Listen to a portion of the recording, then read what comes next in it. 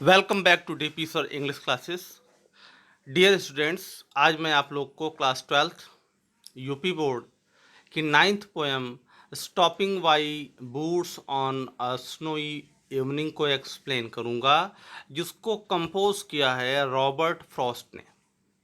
तो stopping by boots on A snowy evening इनकी बहुत ही रिमार्केबल पोएम रही है। ये नेचर पर बेस्ड है। तो रॉबर्ट फ्रॉस्ट का जन्म 1874 को हुआ था और मृत्यु 1963 को हुआ था। ये एक नेचर पोएट कहे गए थे। तो इस पोयम में कवि जो है एक व्यक्ति के जीवन में कर्तव्यों के बारे में बताया है, उत्तरदायित्वों के बारे में बताया है कि एक इंसान को अपने जीवन में पहली वरीयता अपने उत्तरदायित्व को देनी चाहिए, अपने जीवन के कर्तव्य को देना चाहिए, अपने जीवन के उद्देश्य को देना चाहिए, तभी वह जीवन में सफल हो सकता है। तो जो ये पोएम का टाइटल है, इस टाइटल का तात्पर्य हुआ कि एक बर्फीली शाम को एक जंगल के समीप में रुकना। तो क्या इसके पीछे स्टोरी रही है? चलिए इस पोएम को पढ़ते हैं और समझते हैं। और इस पोएम की सबसे लास्ट स्टेंजा जो है वो सबसे इम्पोर्टेंट स्टेंजा है, क्योंकि कई बार एग्जाम में यह स्टेंजा आया है रेफरेंस कॉन्टेक्स्ट एक्सप्लेनेशन के लिए।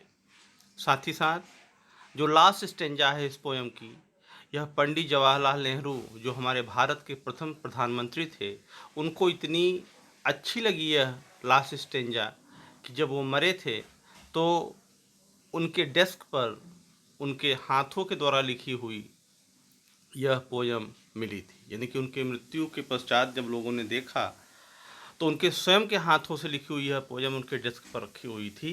तो बहुत ही यह पोयम उनके लिए काफ़ी अच्छी लगी थी, उनको काफ़ी पसंद करते थे वो इस स्टेंजा को। तो चलिए हम बढ़ते हैं पोयम की तरफ। तो देखिए पहला स्टेंजा आपका है, क्या है? Whose woods these are I think I know. अब यहाँ पर जो कवि है घोड़े से सवार होकर के अपने घर की तरफ लौट रहा है। तो शाम के समय में वह एक गांव से होकर गुजर रहा था। तभी आगे रास्ते में उसे एक वन दिखाई देता है, जंगल दिखाई देता है। तो जंगल की खूबसूरती, उसका आकर्षण, उसका सौंदर्य कवि को आकर्षित कर लेता है और वह सोचता है कि थोड़ी देर रुक करके इस सुंदरता का क्यों ना आनंद लिया जाए, उसके बाद फिर अपने गंतव्य पर बढ़ेंगे आगे। तो वह घोड़े से उतर जाता है। शाम का समय है, अंधेरा हो रहा है और पूरे के पूरे जंगल पर बर्फ जमती हुई चली जा रही है। पूरा का पूरा जंगल बर्फ की सफ़ेद चादर से ढकता हुआ चला जा रहा है। तो इतने खूबसूरती से वह उस वन को निहार रहा है, क्योंकि वह नज़ारा काफ़ी ही सुंदर और आकर्षक लग रहा था कवि को। तो वह सोचा कि थोड़ी देर रुक करके इस जंगल की सुंदरता को निहार लिया जाए, तब अपने गंतव्य की तरफ बढ़ा जाए। तो वहीं पर पोएट ने यह पंक्ति लिखी और घोड़े से उतर करके वह वन को निहार रहा है और देख रहा है। तो लिखा उसने कि whose woods these are I think I know. वह कहता है कि ये वन किसके हैं, मैं सोचता हूँ, मैं जानता हूँ। आई थिंक आई नो का मतलब मैं सोचता हूँ, मैं जानता हूँ।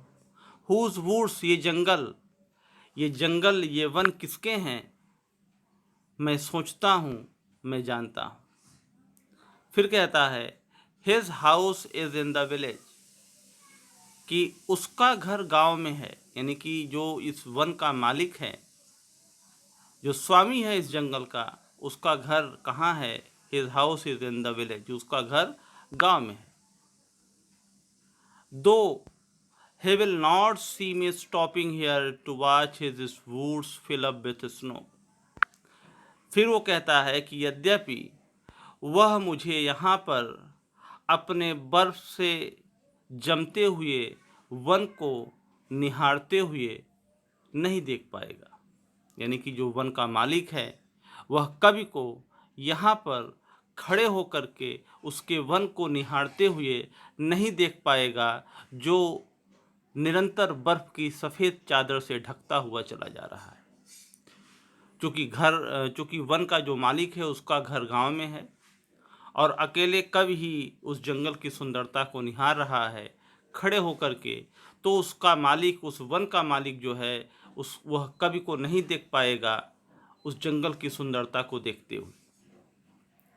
तो ही विल नॉट सी मी, यहाँ पर ही कौन हुआ? जंगल का मालिक। मी यहाँ पर कौन हुआ? पोएट। स्टॉपिंग हियर, यहाँ पर खड़े होकर के।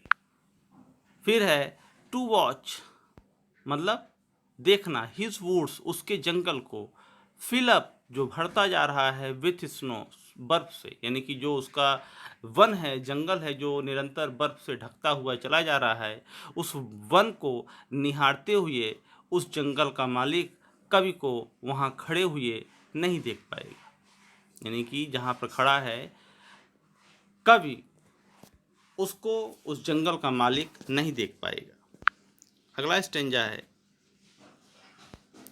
My little horse must think it queer. अब पोएट कह रहा है कि मेरा छोटा घोड़ा इस बात को बड़ा विचित्र समझता है। क्वीर का मतलब हुआ विचित्र, क्योंकि कवि जो है घोड़े से उतर गया है। तो my little horse must think it queer, think मैं सोचना, कि मेरा छोटा घोड़ा इस बात को बहुत ही विचित्र समझता है, इस घटना को बहुत विचित्र समझता है। क्या? To stop without a farmhouse near, between the woods and frozen lake, the darkest evening of the year। अर्थात कवि का छोटा घोड़ा इस बात को बहुत विचित्र समझता है कि मेरा मालिक बिना किसी फार्म हाउस के, टू स्टॉप माने रुकना, विदाउट माने बिना, अ फार्म हाउस कि बिना किसी फार्म हाउस के, इस वन और जमी हुई झील के बीच में क्यों रुका हुआ है। मतलब कि घोड़ा सोचता है कि कोई फार्म हाउस भी नहीं है पास में, समीप में, और इस जंगल और इस जमी हुई झील, फ्रोजन का मतलब जमी हुई, लेक का मतलब झील, और बेटवीन का मतलब बीच में, कि इस वन और इस जमी हुई झील के बीच में मेरा मालिक बिना किसी फार्म हाउस के क्यों रुका हुआ। यानी कि समीप में कोई फार्म हाउस भी नहीं है और यह जंगल और इस जमी हुई झील के बीच में मेरा मालिक क्यों रुका है। The darkest evening of the year, और इस साल की यह सबसे अंधकारमयी शाम भी है। जिस शाम को वह खड़ा था पोएट, वह उस साल की सबसे अंधकारमयी शाम थी। डार्केस्ट इवनिंग उस साल की सबसे अंधकारमयी शाम थी। तो ऐसी विषम परिस्थिति में कवि क्यों खड़ा हुआ है उस स्थान पर, क्या प्रयोजन है उसका, इस बात को घोड़ा नहीं समझ पाता है।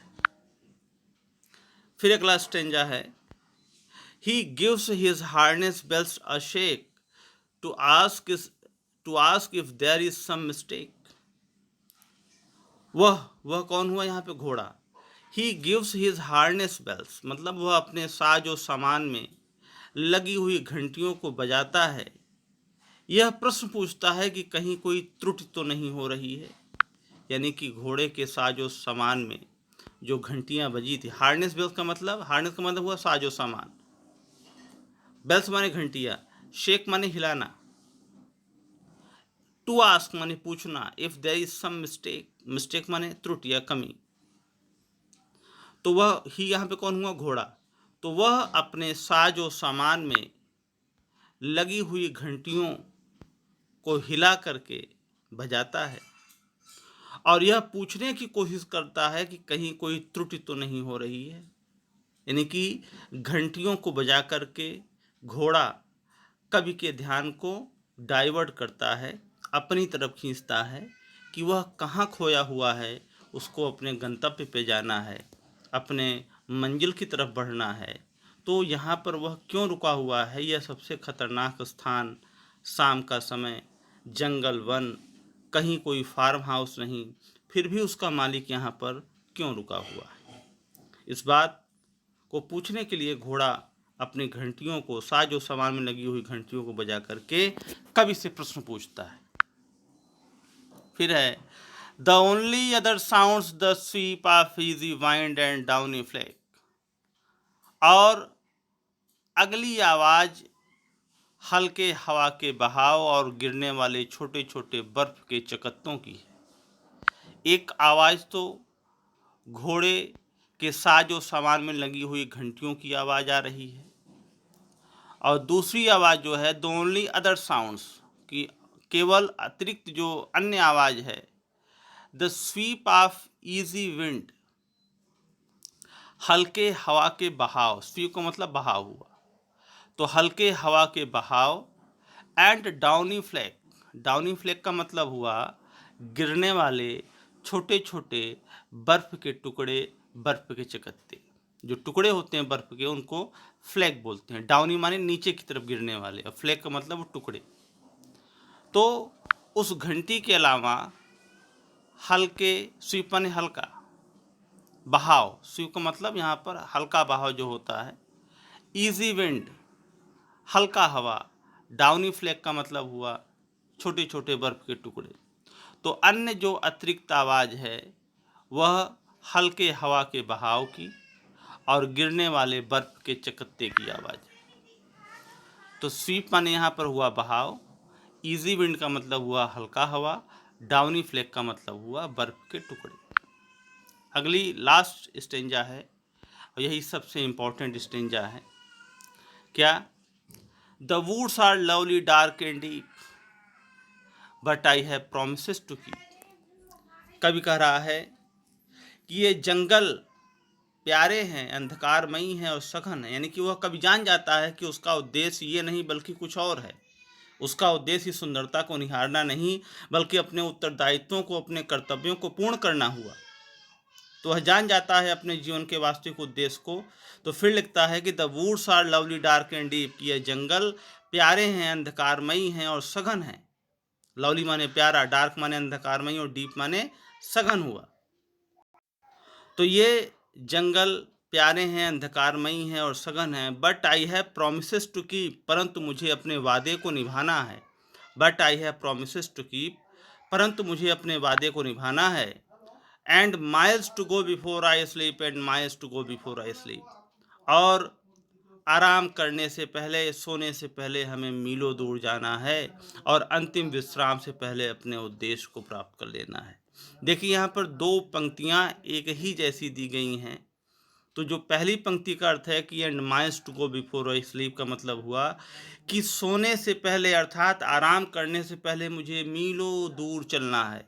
और अंतिम पंक्ति का मतलब हुआ and miles to go before I sleep, कि अंतिम विश्राम से पहले, अंतिम विश्राम का मतलब हुआ मृत्यु, तो अंतिम विश्राम से पहले अपने जीवन के उद्देश्य को प्राप्त कर लेना है।